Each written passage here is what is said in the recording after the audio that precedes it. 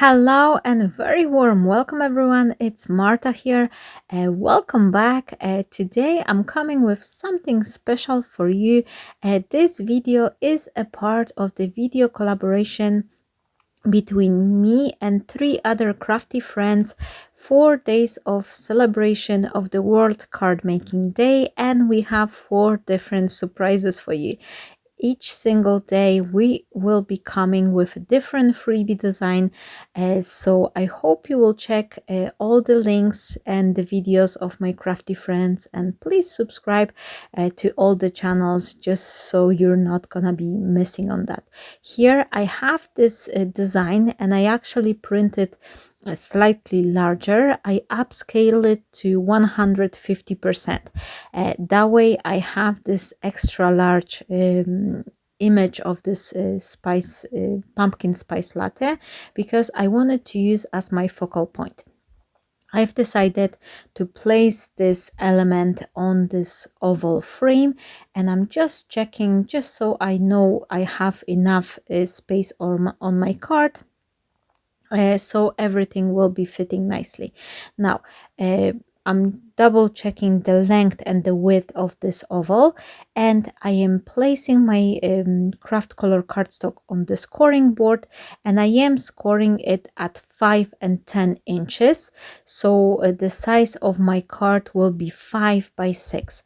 Once I fold my card, I will also have this additional little flap, which I will be using later on. You will see this will be the place where I will attach my focal point. Here I am trimming teeny tiny bit from the right side. That way this paper is not coming all the way down to a crease. This will help the card to close up nicer. Here you can see the card base, how it looks like. And now I will be start dressing my card.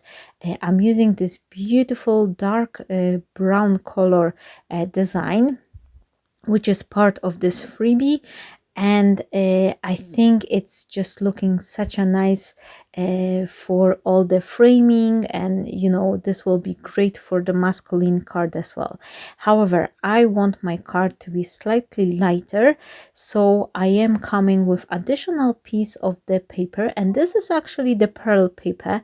I thought, why not using a little extra shine here, and I am trimming the panel which will be matching inside of this dark color frame. Now, because I want this panel, I want to use the embossing folder, and I'm just afraid that once I will place it through the embossing machine, sometimes those papers tend to shrink on the length, so I like to keep it longer and then trim it afterwards. That way it's always fit the frame nice way, because it happened to me in the past that once I sent my paper through the embossing folder and I take it out, it's not matching the frame, it's just shrinking a little bit. So I learned this way, and I'm just leaving it longer until I actually emboss it first.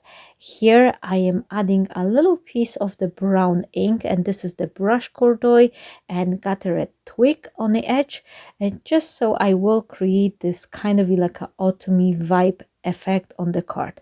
I'm also adding a little extra ink to the foil, a couple droplets of water, and this will help me to create a couple of these flowers. Now, very important thing here, because I am working on the pearl paper, and if you're gonna be using pearl or any other shiny paper, just give it a little extra time for drying, because all these papers which having this shiny surface, they're always extra coated, and then the ink is just sipping through a little bit like slower, so it will definitely need a little extra more time to dry. Here I am cutting additional extra rectangle to fit this little flap on the side.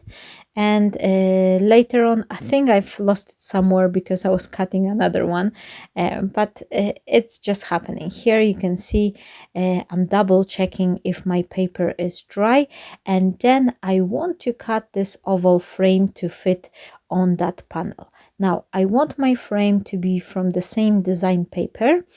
And what I like to do, I always like to cut the elements from my matte paper, because no one will see that there's design missing there, and that way I can save up a little bit on my paper.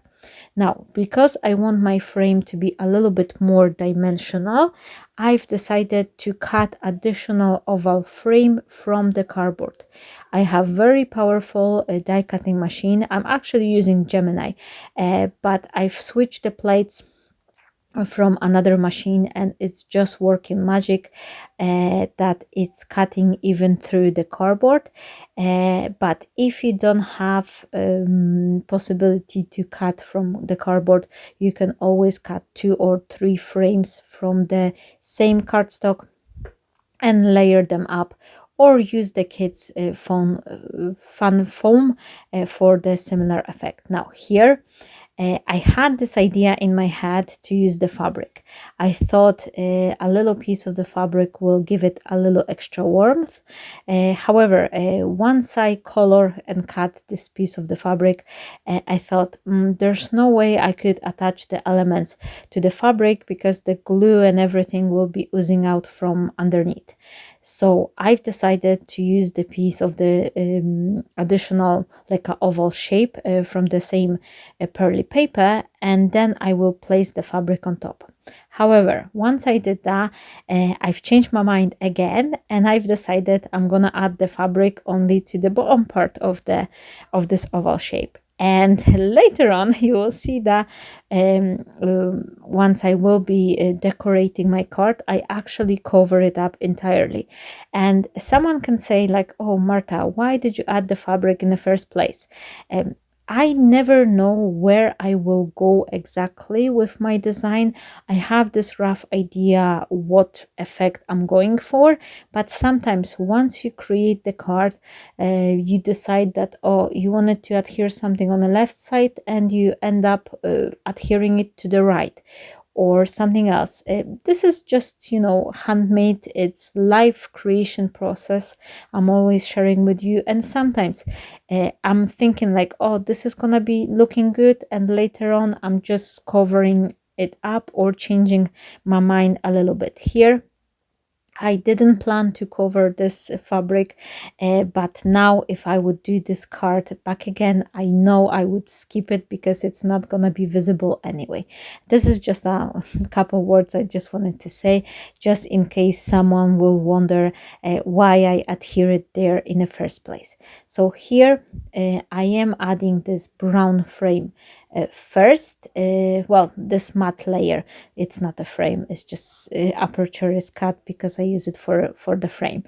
So here I am adding it first, and then I want to adhere the ribbon to the side before I will attach another layer on top. That way my ribbon is kind of hidden behind it, and I think it's just giving this nice effect, and you cannot see it from the back side. Here I am adding the layer of the liquid adhesive on this front panel, and then I am attaching it on top. So I think it's just looking very nice. I really like this text, embossed text on this shiny paper. I think it's just giving this very nice look. And here again, second time I am cutting this little rectangle. I don't know, I've placed it somewhere. I was looking around on my desk and I couldn't see it, so I thought, okay, let me just cut back again. So here I am adhering it, and once I will attach that one, I think I will just add another layer of the shiny paper on top of this rectangle. Initially I thought I will leave it dark, but then I thought I want to repeat the same step on the other side. Here I am also attaching the ribbon to my oval shape, so that way I could tie a bow once I will have them all in place. And to make sure my card is staying flat, I am just kind of enforcing the scored line a little bit harder. Here, Dasha glue, and I am only adding it just till the edge, so it will be hidden behind this thin frame, which I will adhere on top of the oval shape. And once I'm happy, I trim the ribbon a little bit, and then I am using the liquid adhesive for my cardboard frame, and on top of that I am adding the one which I cut from this decorative brown paper. And again, liquid adhesive all the way up on this cardboard frame, and here additional decorative frame on top of that. And I really like how it looks like, just like that with the piece of the fabric.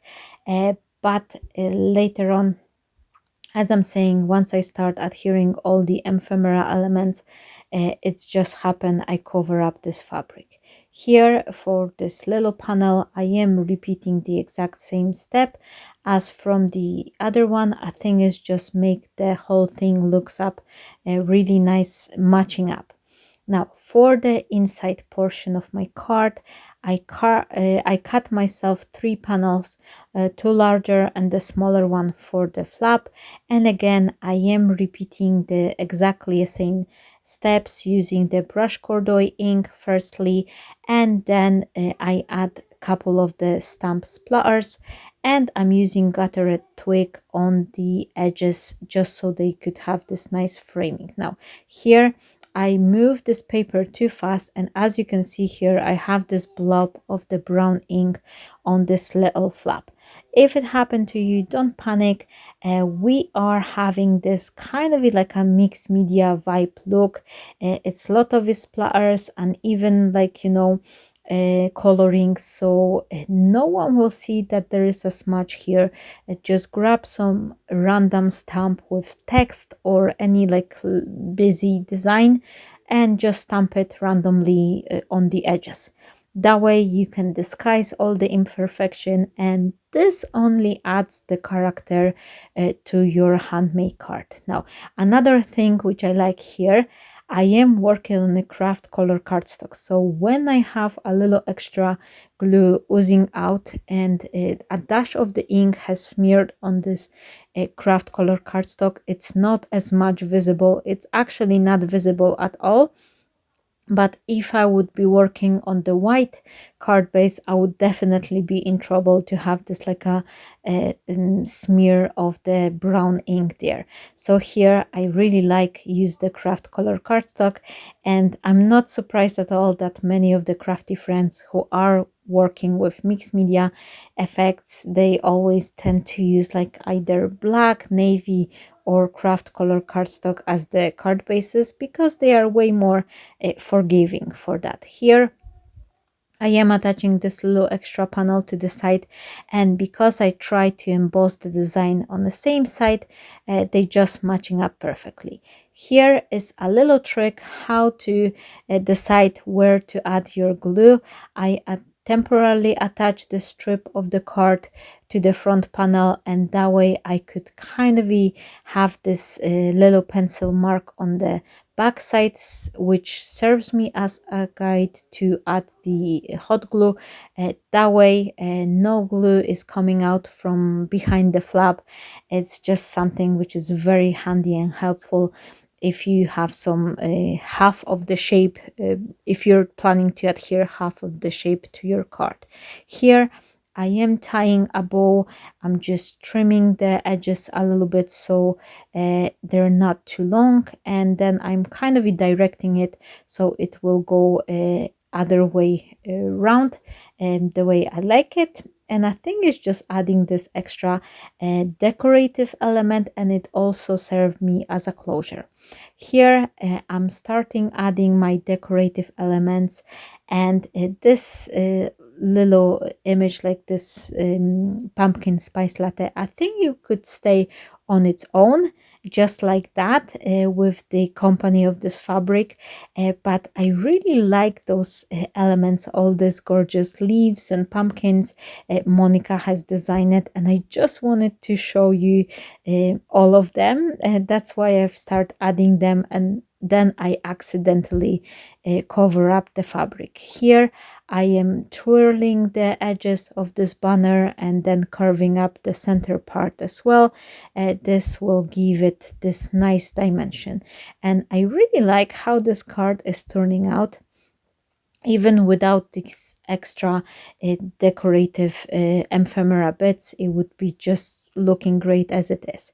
But as I'm saying, I just wanted to feature all these extra elements Monica has designed, so I'm just sticking up a couple of them on the one side. On the other side, then I added 2 pumpkins, and before I even realized, I just cover up the fabric.